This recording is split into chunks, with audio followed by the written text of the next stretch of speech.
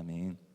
오늘 이 말씀으로 안식을 위한 삶이라는 제목으로 하나님의 은혜를 나누도록 하겠습니다. 우리가 이 땅에 그리스도인으로 살아가면서 그리스도인 됨을 드러내는 순간들이 있습니다.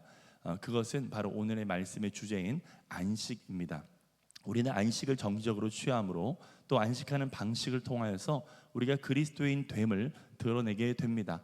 그리스도인들인 우리들이 하는 사역과 일을 통해서도 드러내지만 그것들을 의도적으로 멈추고 하나님을 바라보는 안식을 통하여서도 하나님의 영광을 드러낸다는 것입니다. 그래서 오늘의 주제인 하나님이 우리에게 안식을 주시기 원하신다는 것을 우리는 생각해 볼 필요가 있습니다. 창세기에 창조를 시작하면서 그 마지막 날인 7일은 안식이었습니다. 하나님께서는 의도적으로 안식하셨습니다. 그것은 창조의 시간이 남아서 그 남은 시간을 안식으로 채운 것이 아니라 창조의 목적 자체가 안식이었기 때문입니다. 하나님께서는 여섯째 날에 인간을 창조하시고 인간은 처음에 눈을 떴을 때 첫 번째로 맞이하는 날이 안식이었습니다. 그 안식에 하나님께서 만드신 온 창조 만물을 보면서 하나님을 찬양하고 영광 돌리고 그분을 즐거워했고, 하나님도 우리의 모습을 보면서 심히 기뻐하고 즐거워하는 교제의 시간을 가졌던 것입니다. 그것이 바로 안식의 본질입니다. 이 세상에 살아가는 우리들은 언젠가는 죽어 영원한 안식에 들어갈 것입니다. 이 땅에 사는 것이 우리의 궁극적인 목적이 아니라 영원한 하나님 나라에서 영원한 안식을 누리는 것이 우리의 삶의 진정한 목적이라는 것입니다. 이 땅 가운데 살아가는 우리들은 안식의 예고편을 맛보면서도 하나님의 큰 기쁨을 누리지만 저 천국에 들어가면 안식의 본편을 맛보면서 너무나 즐거워하고 기뻐하게 될 것입니다. 하나님은 우리가 안식하기를 원하시고 하나님 안에서 안식하는 것만이 참된 안식이라고 우리를 가르쳐 주십니다. 어거스틴은 이런 말을 했습니다. 하나님께서는 우리가 하나님을 향해서 살도록 우리를 지으셨기 때문에 우리가 하나님 안에서 쉬기 전까지 우리는 안식할 수 없나이다, 이렇게 이야기하고 있어요. 여러분, 안식은요 수단이 아니라 목적이라는 사실을 꼭 기억하십시오. 이 세상에서도요 쉼이라는 것을 중요하게 생각합니다. 잘 자야 되고 잘 먹어야 되고 때때로는 휴가도 가야 되고 여행도 가야 된다는 사실을 너무나 중요하게 생각하고 있습니다. 그런데 쉼을 취하는 그 목적이 아니라 오히려 수단이 되는 경우들을 종종 보게 됩니다. 왜 잘 쉬어야 됩니까? 열심히 일하기 위해서, 충전하기 위해서, 열심히 달려가기 위해서 쉬어야 됩니다, 이렇게 얘기를 하는 것이죠. 그런데 아브라함 햇셀이라고 하는 20세기 가장 뛰어난 유대 신학자였던, 그리고 랍비였던 이 아브라함 햇셀의 안식이라는 책에 보면은 이런 말이 써 있습니다. 수고를 접고 쉬는 날인 안식일은 잃어버린 기력을 회복하기 위해 존재하는 날이 아니며 앞으로 해야 할 일을 제대로 할 수 있는 상태가 되기 위해 존재하는 날도 아니다. 안식일은 생명을 위해 있는 날이다. 인간은 짐을 나르는 짐승이 아니며 안식일은 일의 능률을 높이기 위해 있는 날이 아니다, 라고 얘기를 하고 있어요. 여러분, 우리가 주일을 잘 지켜야 되는 이유는 월요일부터 행하는 일들을 잘 하기 위해서, 충전하기 위해 있는 날이 아니고 안식일 그 자체가 우리가 지어진 창조된 목적이라는 사실을 꼭 기억하시기를 축복합니다. 안식은 하나님 안에서 없습니다. 이것이 오늘 말씀의 결론입니다. 퍼질러 잔다고, 또 휴가 기간에 못 봤던 드라마 몰아서 정주행한다고 우리의 삶에 안식이 찾아오던가요? 그렇지 않습니다. 오히려 마음은 더 번잡스럽고 쉰 것 같지만 머리는 더 아프고 또 일을 감당해야 될 힘을 오히려 빼앗기는 경우들을 또 보게 됩니다.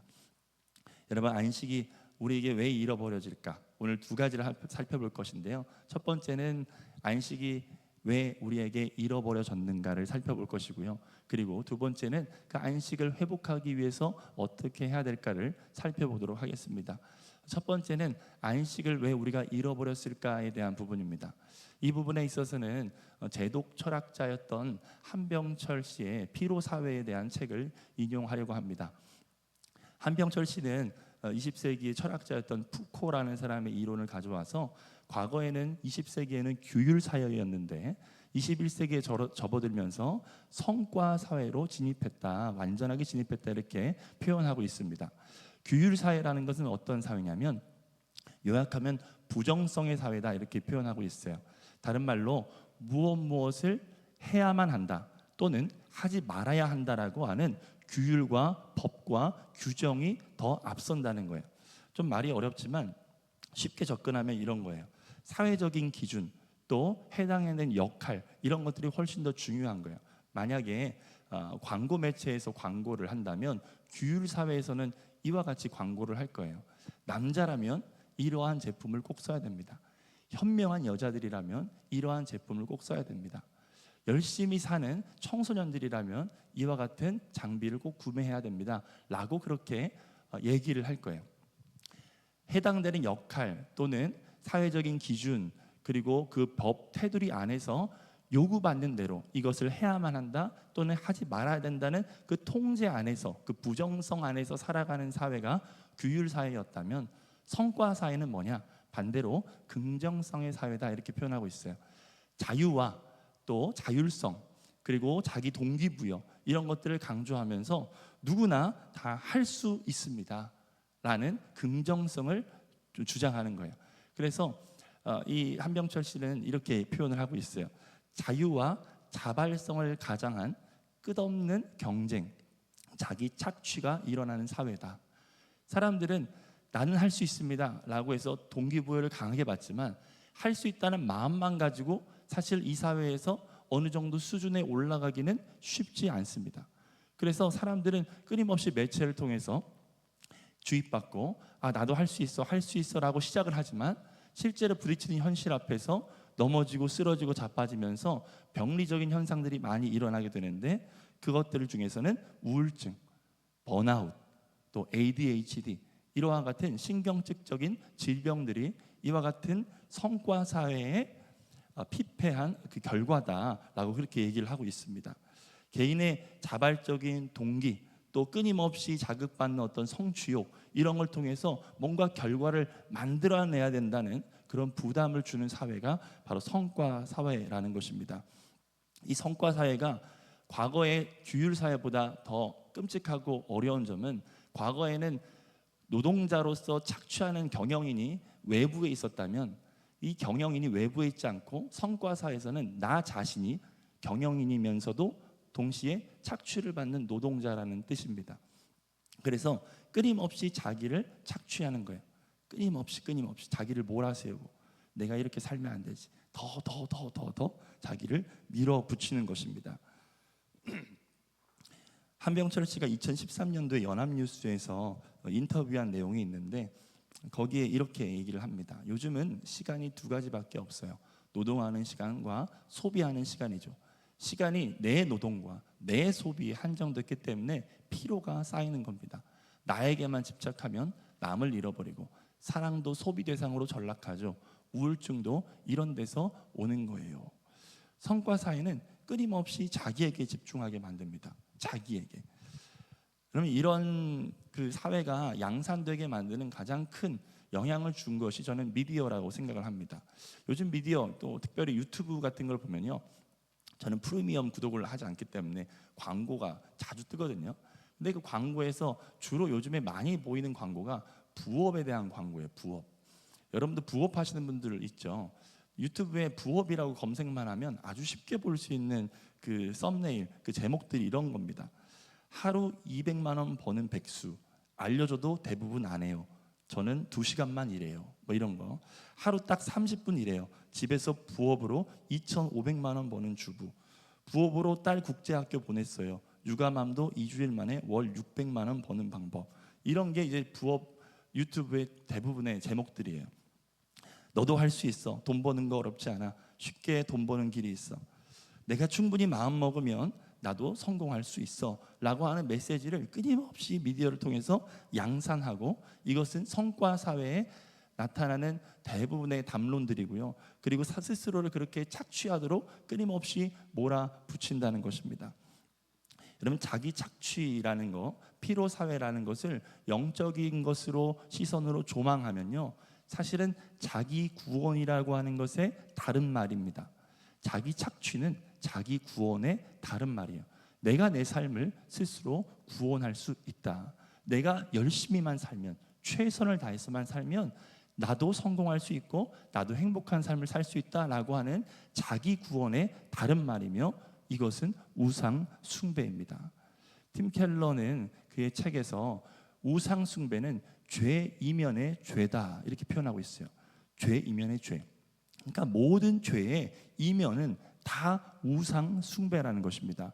우리가 불상을 세워놓거나 물 떠놓고 정한수에 비는 것만 우상 숭배가 아니라 자기가 자기 스스로를 구원할 수 있다고 생각하는 것, 다른 말로 하나님을 내 인생 가운데 삭제하고서도 내 인생은 행복할 수 있다고 얘기하는 것 자체가 우상 숭배라는 것입니다. 그러면 이런 사람들은 하나님을 삭제하거나 또는 그리스도인들 안에서도 하나님을 왜곡시키거나 변형시키는 일들을 하게 된다는 것입니다. 오늘 성경의 이야기로 좀 돌아가 보겠습니다. 안식은 하나님께서 그의 백성들에게 원하신 바였고, 애굽에서 400년 동안 종살이하던 이스라엘 백성들에게 회복시켜 주고자 했던 것이 바로 이 안식이었습니다. 끊임없이 노동을 착취받고 내일과 오늘이 별반 차이가 없는 매번 반복되는 삶을 살아가는 그들에게 안식을 원하시고 또 안식을 명령하시면서 그들을 쉬게 하기를 원하셨던 것이 하나님의 뜻이었습니다. 그래서 하나님께서는 이 참된 안식을 주기 위해서 10가지 재앙으로 애굽에서 그들을 구출하셨고, 애굽의 군사들로부터 보호하시기도 하셨고, 만나와 메추라기를 주셔서 돌보시기도 하셨고, 불과 구름 기둥으로 인도하시기도 하셨어요. 구출하시고 보호하시고 돌보시고 인도하시는 그 은혜로 하나님께서는 그들이 참된 안식 되시는 하나님을 바라보고 그를 신뢰하고 의지하기를 바라셨던 것입니다. 하지만 그들은 안식을 잃어버렸다라고 말씀하고 있어요. 히브리서 3장 10절에서 11절을 보니까 이렇게 말씀하고 있습니다. 같이 읽겠습니다. 그러므로 내가 이 세대에게 노하여 이르기를 그들이 항상 마음이 미혹되어 내 길을 알지 못하는도다 하였고, 내가 노하여 맹세한 바와 같이 그들은 내 안식에 들어오지 못하리라 하였느니라. 그들의 마음이 미혹되어서 하나님의 길, 바로 안식에 들어가는 길을 잃어버렸대요. 안식에 들어오기를 스스로 거절했다고 말씀하고 있습니다. 그들은 놀라운 하나님의 은혜를 받았으면서도, 구원의 은혜를 받았으면서도 안식을 누리기를 스스로 거절했습니다. 잃어버렸습니다. 성경은 그것을 3가지로 진단하고 있어요. 히브리서 4장 1절부터 2절 같이 읽겠습니다. 시작. 그러므로 우리는 두려워할지니 그의 안식에 들어갈 약속이 남아있을지라도 너희 중에는 혹 이르지 못할 자가 있을까 함이라. 그들과 같이 우리도 복음 전함을 받은 자이나 들은 바 그 말씀이 그들에게 유익하지 못한 것은 듣는 자가 믿음과 결부시키지 아니함이라. 그들이 안식에 들어가지 못했던 이유, 바로 들은 말씀이 그들의 믿음과 결부되지 않았다라는 것입니다. 모든 사람들이 다 말씀을 듣습니다. 지금 여러분도 말씀을 듣고 있습니다. 그런데 오늘 말씀을 듣는 여러분들 가운데에도 안식을 누리는 사람이 있을 것이고 안식을 누리지 못하는 사람이 있을 것입니다. 그 이유는 성경에서 오늘 이렇게 말씀하고 있습니다. 들은 말씀이 그냥 정보로만 머릿속에 남아있니? 아니면 그 말씀이 삶과 직접적으로 연결되어 있니? 그것은 좀 더 구체적으로는 그 말씀에 믿음으로 반응하여서 순종하고 있니? 라고 묻는 것입니다.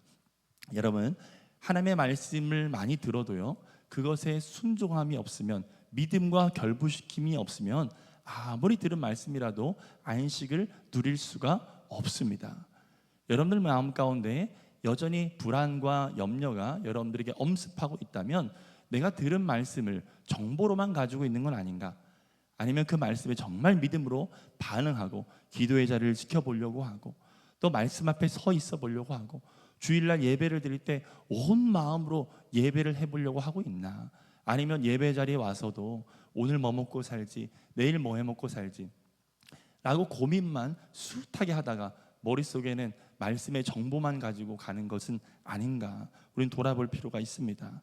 주님께서 이스라엘 백성들을 인도하시면서 내가 너희를 광야길로 인도한 것은 너희를 낮추고 시험해서 하나님, 너희들이 떡으로만 사는 것이 아니라 하나님의 말씀으로 사는 것을 알려주려고 너희를 광야길로 인도한 거야 라고 주님께서 말씀하셨어요. 광야길이라고 하는 것을 조금 더 폭넓게 이해한다면 우리의 인생길이라고 볼 수 있겠습니다. 우리의 인생길 속에서 우리를 때때로는 시험하시고 때때는 삶의 고난과 경제적인 어려움을 주면서 주님께서 우리에게 말씀하시고자 하는 것은 하나님만이 우리에게 참된 안식이 된다는 것을 너희에게 가르치기 원해 라고 주님께서 말씀하고 있는 것입니다. 여러분들 하나님을 온전히 신뢰하시기를 축복합니다. 들은 말씀을 그냥 정보로만 가지고 있지 말고 믿음으로 시험해 보시기를 축복합니다. 주님께서 말씀하시죠. 11조를 내봐라. 내가 너를 축복하지 않나 한번 시험해 봐라. 주님께서 말씀하시잖아요. 주님께 나에 있는 소유를 내가 움켜쥐는 것이 아니라 주 앞에 드리고 선교하는데 주님의 나라를 세우는데 한번 드려봐라. 먼저 그의 나라와 그 일을 구하는 자에게 내가 모든 것을 더하신다는 약속이 있지 않느냐 주님께서 우리에게 묻고 계십니다. 그런데 우리는 말씀을 듣는 것으로만 끝나고 그 말씀을 삶에 적용하지 않습니다. 순종하지 않습니다. 여러분 그러면 안식은 묘연할 수밖에 없어요. 또 히브리서 3장 13절은 이렇게 말씀합니다. 시작. 오직 오늘이라 일컫는 동안에 매일 피차 권면하여 너희 중에 누구든지 죄의 유혹으로 완고하게 되지 않도록 하라. 그들이 안식을 잃어버렸던 두 번째 이유는 죄의 유혹으로 그들의 마음이 완고하게 됐다, 딱딱하게 됐다는 거죠. 이것은 사실 첫 번째에 있는 이유와 연결됩니다. 마음이 딱딱해졌다는 것은 말씀을 받는 밭이 부드럽지 않다는 거죠. 죄의 유혹, 죄의 유혹이 어떤 것이 있습니까? 안목의 정욕, 육체의 정욕, 이생의 자랑, 이와 같이 세상에서의 원리를 따라 사는 사람들입니다. 이스라엘 백성들이 우상을 섬겼지만 하나님도 섬겼어요. 하나님을 버린 것이 아닙니다. 하나님도 섬기면서 우상을 동시에 섬겼습니다. 주일날 교회 올 때는 하나님을 섬기는 것 같다가도 평일날 살 때는 세상에서의 논리 가운데 살아가요. 스스로를 끊임없이 착취하고 더 열심히 일해야지만이 내가 먹고 살 수 있을 것처럼 여기면서 다른 사람들이 이거 해서 돈 벌었다고 하면 저기 기웃, 저거 해서 돈 벌었다고 하면 이리 기웃 하면서 하나님의 인도하심을 받기보다는 사람들의 유행을 따라서 그렇게 돈을 벌러 쫓아다니는 사람들이 많이 생겼다는 것입니다. 죄의 유혹으로 마음이 완고하게 됐다는 거예요. 이런 사람들은 주일날에 와서 말씀 듣는 거는 40분, 50분 이렇게 말씀 듣지만 세상에서의 소리는 온갖 스마트폰만 열면 또 믿지 않는 친구들 아니면 회사 사람들하고 얘기만 해도 숱하게 듣는 거거든요. 5시간, 10시간 넘게 더 많은 영향을 받아요. 마음에 완고해져서 주일날 말씀을 들으면 어떤 마음이 들까요? 목사님은 사회를 잘 몰라서 그래요. 요즘 이 세상이 얼마나 팍팍한데요. 마음이 완고해진 거죠. 말씀이 떨어졌는데도 아멘으로 못 받아요. 목사님은 잘 몰라요. 이 말은 뭐예요? 하나님의 말씀에 대한 저항이에요. 하나님은 잘 몰라요. 하나님 내 삶이 얼마나 힘든지 모르시잖아요. 주님께 이렇게 반문하고 있는 거랑 똑같은 거예요. 죄의 유혹으로 마음이 완고하게 돼서 그 말씀에 마음의 밭에 떨어지지 못하는 거죠. 여러분 이와 같은 모든 현상들은 히브리서 2장 15절에 나와 있는 말씀에 적용을 받습니다. 같이 읽겠습니다. 시작. 또 죽기를 무서워함으로 한평생 매여 종노릇하는 모든 자들을 놓아주려 하심이니. 또 죽기를 무서워함으로, 여기서 죽기를 무서워한다는 것은요 단순히 생명이 위협받는 것을 의미하는 것만은 아닙니다. 여기서는 불확실성에 대한 두려움, 불확실성에 대한 불안을 의미한다고 볼 수 있습니다. 내일 일이 어떻게 될지 모르는 그런 삶 가운데 내가 살 수 있을까? 내가 남들처럼 그래도 평범한 삶은 유지할 수 있을까? 라고 생각하면서 두려워 떠는 거죠. 하나님 앞에 그 말씀 앞에 두려워 떠는 게 아니라 내가 먹고 살 수 있을까? 내가 잘 그래도 남들처럼은 살 수 있을까? 내 처자녀는 잘 먹여 살릴 수 있을까? 라고 하는 그 불안이, 그 두려움이 마음 가운데 있는 거예요. 죽기를 무서워함으로 한평생 종노릇하고 있다는 거죠. 하나님을 아버지로 섬기는데도 불구하고 끊임없이 자기 자신을 불안과 두려움에, 염려에 그렇게 내버려 둔다는 것입니다. 여러분 그런 안식을 잃어버린 우리들에게 주님께서는 창세기에서와 동일하게 예수 그리스도를 이 땅 가운데 보내주신 것과 동일하게 주님은 지금도 우리에게 안식을 회복하기를 원하시고 안식을 주기를 원하십니다. 그것이 우리를 창조하신 목적이기 때문이죠. 여러분 마태복음 6장 24절, 25절, 30절, 32절의 말씀을 읽을 텐데요. 제가 읽을 때 여러분 한번 따라해 보시면 좋겠습니다. 한 사람이 두 주인을 섬기지 못할 것이니 혹 이를 미워하고 저를 사랑하거나 혹 이를 중히 여기고 저를 경히 여김이라. 너희가 하나님과 재물을 겸하여 섬기지 못하느니라. 그러므로 내가 너희에게 이르노니 목숨을 위하여 무엇을 먹을까, 무엇을 마실까, 무엇을 위하여 무엇을 입을까, 몸을 위하여 무엇을 입을까 염려하지 말라. 목숨이 음식보다 중하지 아니하며 몸이 의복보다 중하지 아니하냐. 지금 예수님은 염려에 대한 문제, 무엇을 먹을까, 무엇을 입을까, 무엇을 마실까를 염려에 대한 문제를 얘기하면서 이것을 뭐와 연결시키고 있어요? 우상 숭배와 연결시키고 있습니다. 하나님과 재물을 겸하여 섬길 수 없다는 우상 숭배를 얘기하면서 염려의 문제를 얘기하고 있다는 사실을 우리가 주목해 볼 필요가 있습니다. 여러분 삶에 염려가 있다는 것은 단순히 내 심신이 미약하기 때문이 아닙니다. 우리의 믿음이 없기 때문입니다. 주님께서 이렇게 말씀하고 있는 거예요. 너희들이 하나님을 섬기지만 우상도 섬기고 있구나 라고 주님께서 이 말씀 가운데 이야기하시는 겁니다. 30절부터 읽어볼까요? 같이 읽겠습니다. 시작. 오늘 읽다가 내일 아궁이에 던져지는 들풀도 하나님이 이렇게 입히시거든 하물며 너희일까 보냐. 믿음이 작은 자들아. 그러므로 염려하여 이르기를 무엇을 먹을까, 무엇을 마실까, 무엇을 입을까 하지 말라. 이는 다 이방인들이 구하는 것이라 너희 하늘 아버지께서 이 모든 것이 너희 있어야 할 줄을 아시느니라. 하나님께서 우리에게 안식을 주기 원하시는 이유, 우리가 무엇을 먹을까, 무엇을 입을까, 마실까 염려하고 있는 우리들에게 주님께서 안식을 주고자 하시는 이유를 뭐라고 설명하시냐면 내가 너의 아버지잖니 라고 주님께서 말씀하고 있어요. 너 왜 염려하고 있니? 너 왜 걱정하고 있니? 너 왜 지금 불안해하고 있어? 내가 네 아버지잖아 라고 주님께서 말씀하시는 거예요. 여러분 우리가 주님의 안식에 들어가기를 힘쓸지니 하니까 우리가 뭔가 안식에 들어가기 위해서 노력해야지만이 그렇게 될 수 있다고 생각하지만 그렇지 않습니다. 하나님께서 6일 동안 창조를 다 하셨고요, 우리에게 첫 번째로 안식을 주셨어요. 그러면서 주님께서 우리에게 베푸신 복과 그 은혜를, 그 사랑을 기억하라고 말씀하고 있습니다. 여러분 그분은 우리의 아버지십니다. 그분은 우리에게 모든 것을 다 주신 분이에요. 하나님께서 당신의 아들을 통해서 그분의 사랑을 확증하셨습니다. 여러분 우리가 달력을 보면 월요일부터 시작하지 않고 주일부터 시작하는 이유가 있어요.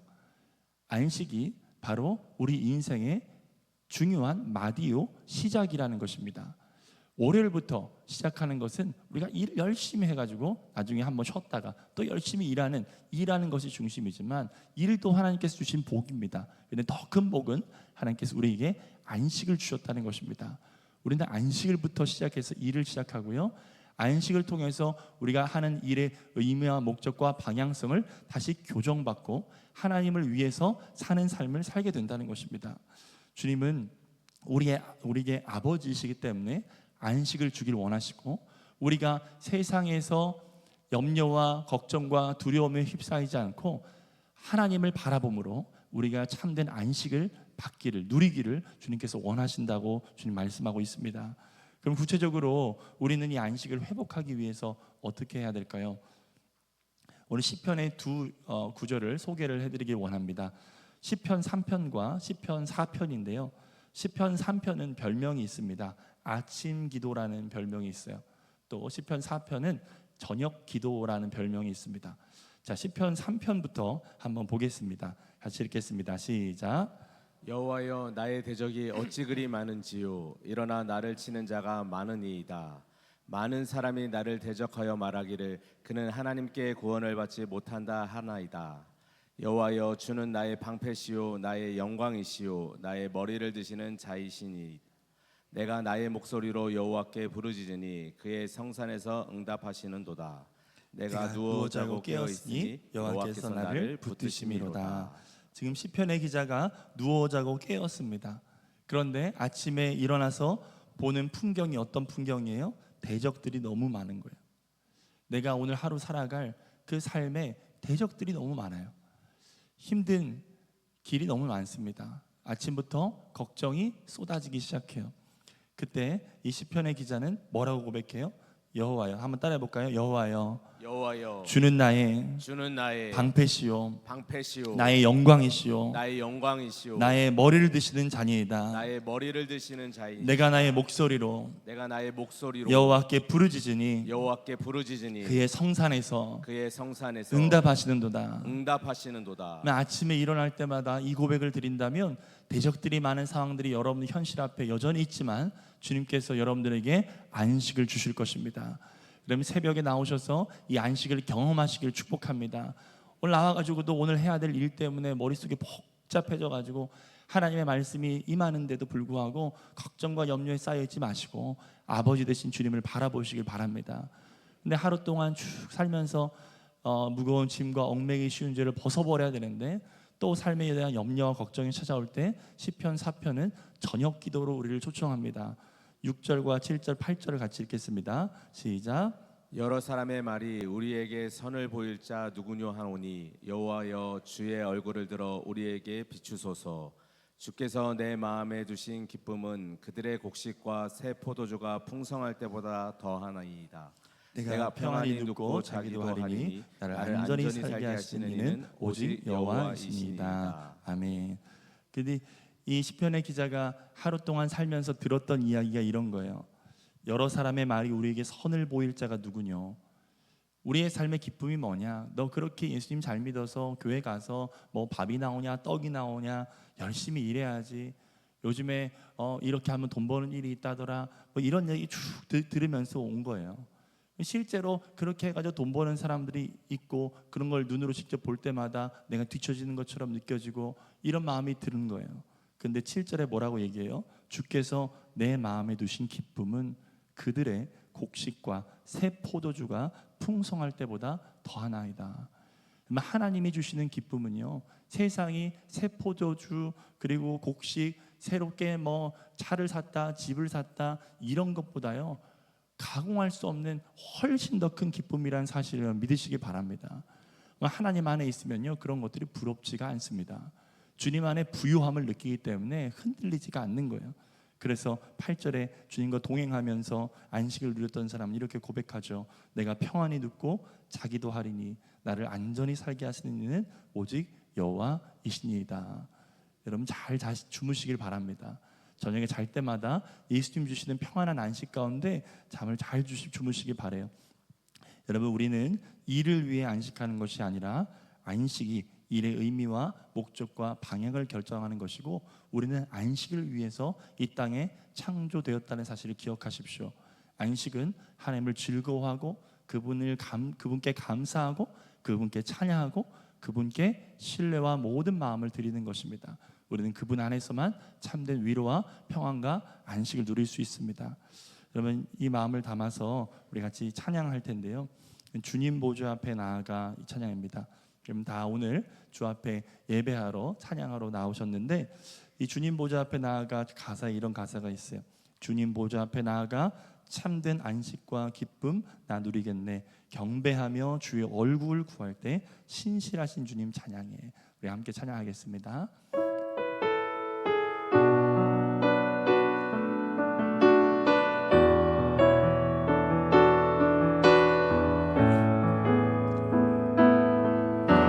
주님 보좌 앞에 나아가 참된 안식과 기쁨 나 누리겠네.